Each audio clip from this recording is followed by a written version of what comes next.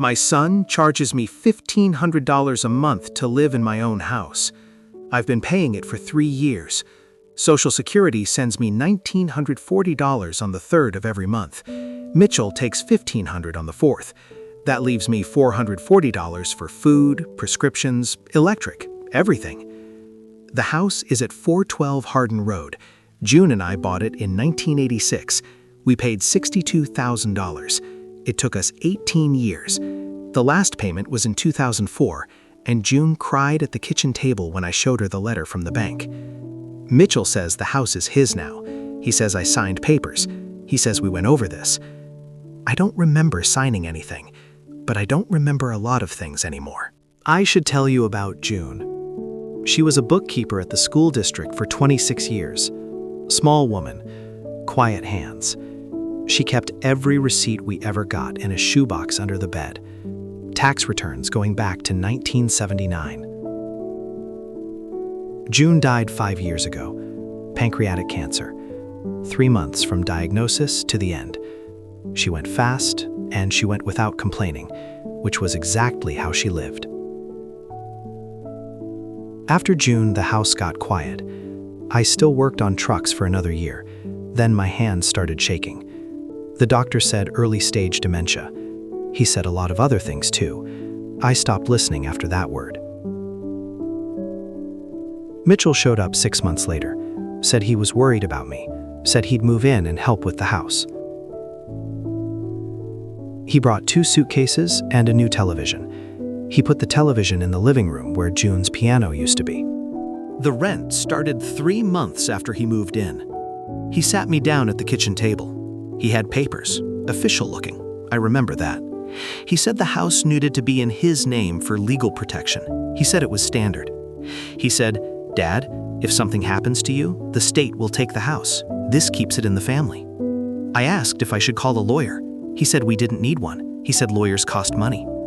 I signed something, or I think I signed something. The truth is, I don't know. I don't remember the pen in my hand. I don't remember what the papers said. Mitchell tells me I signed them, and when I say I don't remember, he gets this look. Patient, like I'm a child. "Dad, we went over this. You agreed." After that, the rent, $1,500 a month. He said it was for the mortgage, but the mortgage was paid off in 2004. June cried at the table. I remember that. $440 a month doesn't go far. My blood pressure medication costs $87. The diabetes strips cost $45. Groceries for one person, if you're careful, if you buy the store brand of everything and skip the things you used to enjoy, about $200. That leaves $108 for electric, for the phone, for anything that breaks. I cut the pills in half in February. Mitchell didn't notice. He was in the driveway waxing his new truck, a Silverado, black. He bought it 8 months after he moved in. I eat oatmeal most mornings, soup for lunch if I have it. Some nights I skip dinner and go to bed early because sleeping is free. Mitchell eats takeout. I can smell it from my room. Thai food, pizza. The bags pile up in the kitchen trash. He never offers. I don't ask. Rena Dawes showed up on a Tuesday. Meals on Wheels. She brought a container of chicken and rice. She was 52, sturdy, with short hair, the clipboard. She'd been doing this for 11 years. She sat with me while I ate. She said that was part of the job. I think she just liked talking. "Mr. Cosgrove, you've lost weight since last month." I told her I was fine. She looked at the kitchen. Clean, but empty. The fridge had a jar of mustard, a gallon of milk, and some bread. She asked about Mitchell. I said he was at work. The grocery shopping. Mitchell sometimes, when he remembered. Then she asked one more question, casual, like she was asking about the weather. "Do you pay rent here, Mr. Cosgrove?" I said yes, $1,500 a month, to Mitchell, for the mortgage. Rena wrote something on her clipboard. She didn't change her expression. But her pen stopped for half a second. And I noticed. Rena came back the following Thursday. She didn't bring food this time. She brought a folder. She set it on the kitchen table. She opened it slowly. "Mr. Cosgrove, I went to the county clerk's office yesterday. I pulled the deed for 412 Hardin Road." She turned the paper toward me. I put on my glasses. The deed was in my name, Earl J. Cosgrove, same as the day June and I signed it in 1986. It had never been transferred. Not to Mitchell, not to anyone. The house was mine. It had been mine the entire time. I looked at that paper. My name. June's name crossed out after probate.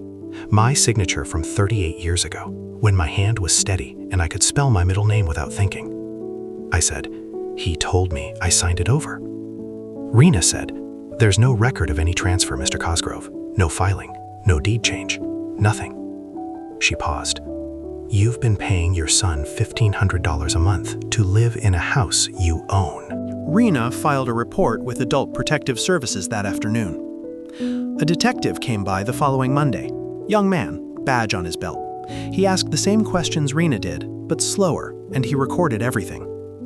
Mitchell came home while the detective was still at the table. He saw the badge. He saw the folder. His face did something I'd seen before, that patient look, the one he used on me. "Officer, my father has dementia. He gets confused about finances. I've been managing the household expenses, that's all." The detective asked for the transfer documents. Mitchell said they were at his lawyer's office.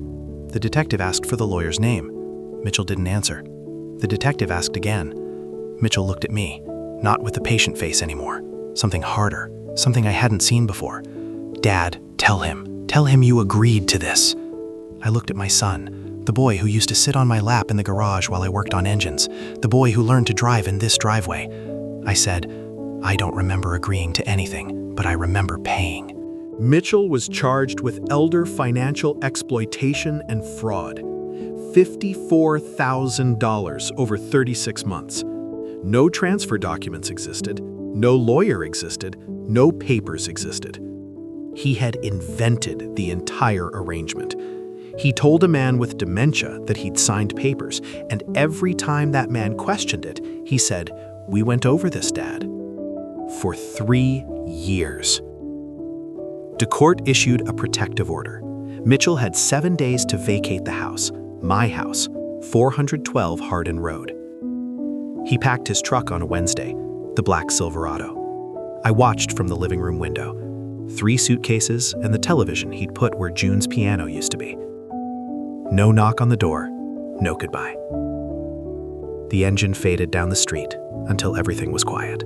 June's niece, Patrice, drove up from Wichita the following weekend. She took over as my legal guardian. She's 44, steady. She has June's hands and June's way of not saying more than she needs to. She looked at the fridge, looked at the pill bottles cut in half, looked at the takeout bags still in the trash. She didn't say anything about Mitchell. She just went to the grocery store and came back with 4 bags. That night, I ate a real dinner for the first time in months. Pork chops, green beans, cornbread from a box, but still. The restitution case is pending. Rena says I may get some of the money back, maybe not all. Mitchell spent most of it, but the house was never at risk. The deed was always mine. $54,000 is a lot of money. It was 3 years of my Social Security, 3 years of oatmeal and half pills and skipping dinner. But the house is paid for. It's been paid for since 2004, and June's name is still on the original deed, right next to mine. Last Saturday, I went out to the mailbox. It still says Cosgrove in block letters. I painted those letters in 1987, the spring after we moved in. White paint on black metal. June held the stencil while I brushed. The letters were fading, 37 years of weather. You could still read them, but barely. Patrice offered to order a new one. I said no. I got a small can of white paint from the garage, the same brand. Patrice held the stencil this time, the way June did, one hand on each end, steady. I painted each letter, slow. My hand shook a little, but the lines came out clean enough. Cosgrove. When I finished, I sat in the chair by the front door and looked at it. White letters on black metal, same as 1987. The house is mine. The name is mine. I might forget a lot of things, but I remember this.